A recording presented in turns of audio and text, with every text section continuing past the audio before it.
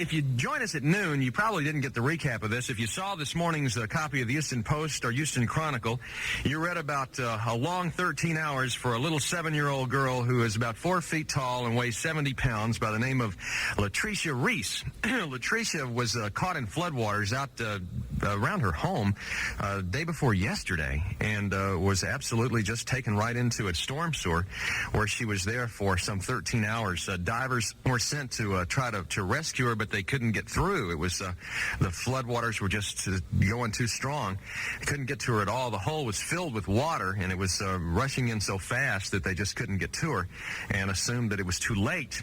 Well, some many hours later, everybody found out the divers were wrong. They didn't realize that Latricia could hold on in that storm sewer for as long as she did without being swept away and drowning.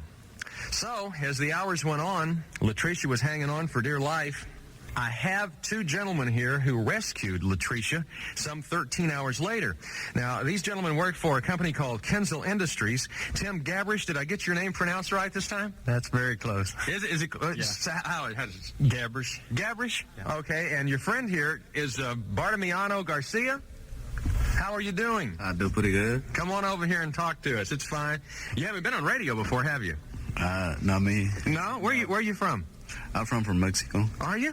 And you, Tim, where are you from? I'm from Edna, Texas. Oh, yeah. Pass through there all the time, down 59. Doesn't take long to pass through it. A couple of Houston heroes here who took care of this yesterday. Would you guys sort of relate to us exactly what happened and how this began to unfold for you? Well, yesterday morning, after all the floodwaters were starting to go down, we have a job which is adjacent to where this incident happened. And as we were looking through the area, we had a set of blueprints with us, and the young cousin of Latricia, DeVincent, he came up to us and he thought we were tracing the pipes that she had fell in. And he thought that you were looking for her. Yes. And you were there totally in a completely unrelated manner. Yeah, the blueprints we have for a totally separate line and everything. But he thought that we were there, looking for her already. And so when he told us the story, we done figured the waters were down. So we asked if he'd show us where it was. And so he said, sure, he wanted us to look. So we went over there. And where he showed us she went down, there was an inlet adjacent to a manhole. So we opened the top of that manhole, and Bartimiano went onto the other side of the street where the water went to another manhole, and we both got down in there. And after I was in there for a little while, I was able to make out a little form. You could see her? Barely. I wasn't sure it was a girl at first. Did you have a light with you? Or? I had a little flashlight, and it penetrated the dark. She was pretty good ways up in there. But what would you picture? Just a shadow or something? Yeah, it was real dark in there. Whenever she was in there, she couldn't see anything. It was pitch black. I mean, she was in there in total darkness the whole time. And so when I thought I saw a girl, my mind didn't want to believe it at first. You thought it was too good to be true? Yeah, because everybody kind of expects the worst after something like that. And when I called out to her, I didn't know her name or anything at the time. So what'd you say? I said, hey, little girl. And she responded to it with, what'd she say? She said, who are you? And that was a mighty good sound to hear. Had you met her mother at this time? No. Everybody had looked about 2 o'clock in the morning, and at this time they'd already been out in the morning. They were searching the bio area. Mm-hmm. And so all the neighborhood was clear, but as soon as I told them that I heard the little girl, well, then the cousin ran and got the mother. Now, Tim, what time was this? Yesterday? I didn't look at the watch, but afterward, I would say around 8 o'clock is when we got her out. 8 a.m. or 8 p.m.? 8 a.m. Gosh, you were there early. We started our job about 7, and we had went to another part of it first, and we were there about 30 minutes later, and by the time we found her, it was close to 8 o'clock, I would say. What was her response when you got to her? Well, after I told her we were friends that had come to look for her, she didn't take her long. She started working her way through the pipe to me as fast as she could. Was she crawling? Or? She was stooped over. It was about a 36-inch pipe, and she made her way fairly rapidly, considering the mud and the debris and stuff that's in there. Was there still a lot in there? It was a little bit of infiltration with water, and there was quite a bit of mud that always stays in the line from when the streets get washed and fill up with mud and stuff.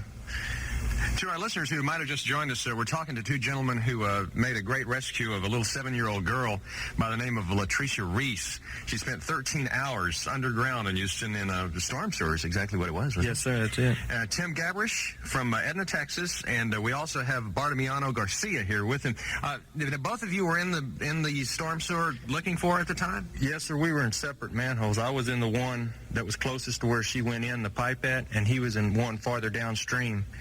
And I had a flashlight, and I was able to see farther inside the pipe than Bartimiano was, and she was able to see my light, and so she responded when I was able to make her out, and she came on out. If you'd like to talk to these gentlemen and give them a great wishes, two real Houston heroes who did a wonderful thing for a little girl yesterday and a great thing for our city.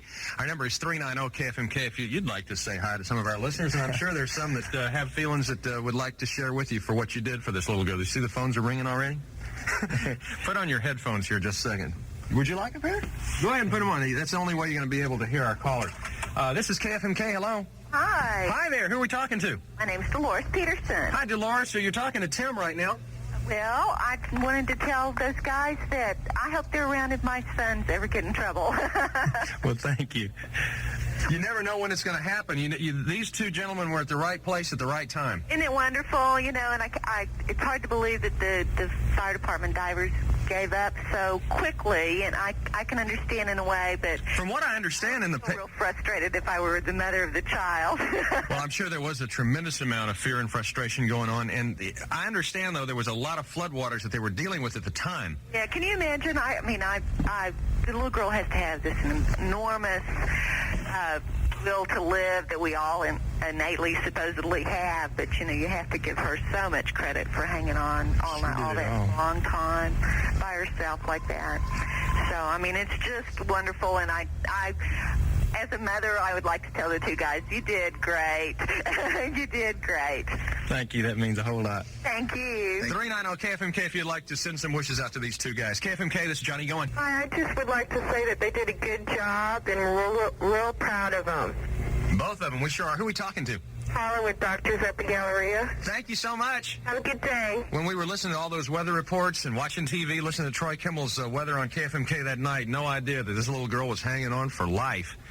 13 hours. That's a long time. Yeah. How would that feel to be down there for that long? Can you describe what it was really? I mean, we saw the drawings in the paper and everything, but what was she having to deal with? Well, really, I don't know how much strength it would take for anybody. I don't think anybody could really do it. I just don't know how she did it. It seemed like it'd be impossible with that much rushing water in. It would be difficult for you? Oh, yes.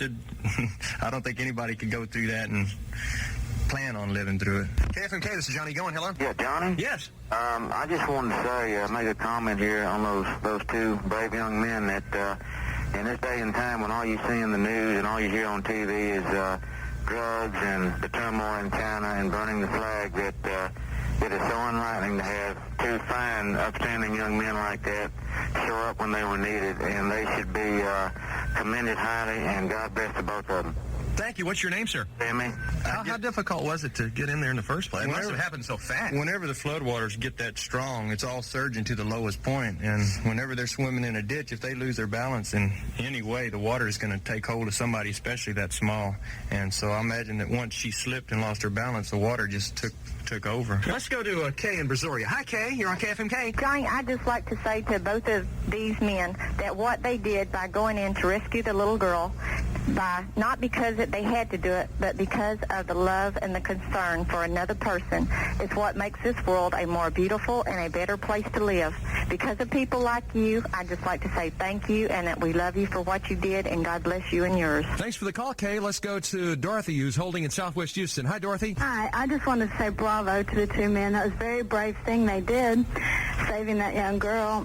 I also want to say I don't think we can blame the fire department because they did do the best job they could considering the circumstances. Was it the fire department or police department who was trying to rescue her first by going down in there, do you know? We weren't there at the time. I would assume it was the police divers. What we were dealing with that night, from what I understand, was a tremendous amount of floodwaters. Is that true, Tim? Yeah, it would rain real heavy in the area, and the turbulence going inside the manhole, I'm sure that they made it near impossible to get in. Unable to enter at that time. Now, when you found her, the divers had not given up, but they were at another location, assuming assuming that she had come down there? Well, in all the years' experience that they've had, most of the, especially a victim that small, when they get swept in, they're going to follow the flow of the water to the outlet, whether it be a creek or a bayou or whatever. And Sure. so I assume they were making their main search in that area. Debbie, you're on KFMK. I wanted to ask Tim if, in his opinion, if the water would have receded, could she have eventually maybe made her way to an opening, maybe not been able to get out, but saw some light even? If she would have took to walking the storm sewers, eventually up and down the line, there's manholes that have little holes in the ledge and inlets, and if she would have been hollering, there is a good possibility that sooner or later, yes, somebody would have heard the sound. But would she have enough strength at that time to do it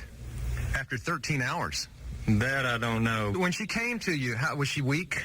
Or what kind of condition was she in? Well, I thought she's in pretty good shape considering the ordeal she had been through, but I could tell she was exhausted. Tim, let me ask you this. How easy is it for something like this to happen? Was this a freak thing, or could it happen easily? It can happen anytime waters get that high. They're going to have a lot of force draining to any open areas. And you can't see the open areas. No, when they're covered up with water, it's if you don't know they're there, the only thing that might be a swirl, and you know that something buried there is accepting all that water in a rapid motion, and it'll sweep up anything. You work with these storm sewers all the time? Is this part of what you do? It's part of the type of work we do, yeah.